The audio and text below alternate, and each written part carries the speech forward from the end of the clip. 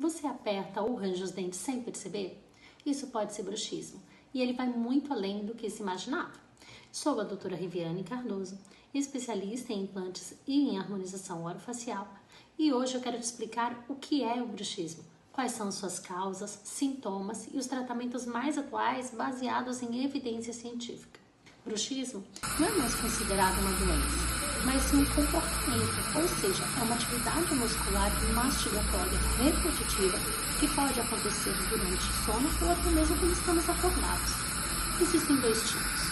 O bruxismo noturno, que é inconsciente, geralmente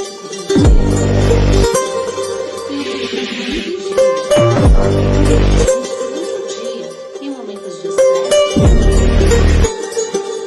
estresse e ansiedade.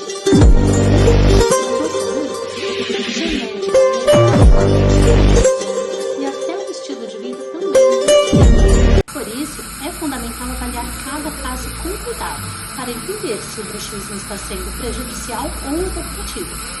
Você também pode estar sofrendo com dores de face, cabeça, ouvido, desgaste dental, sensibilidade nos dentes e até quebra dos dentes. Mas nem todo mundo sente dor com bruxismo. O tratamento vai muito além da placa de bruxismo.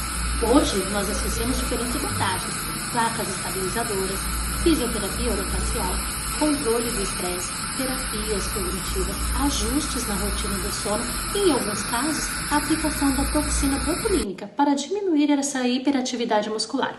O nosso foco é restaurar a função e aliviar a dor, não apenas parar de apertar os dentes.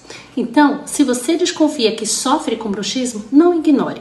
Uma avaliação especializada pode transformar sua qualidade de vida.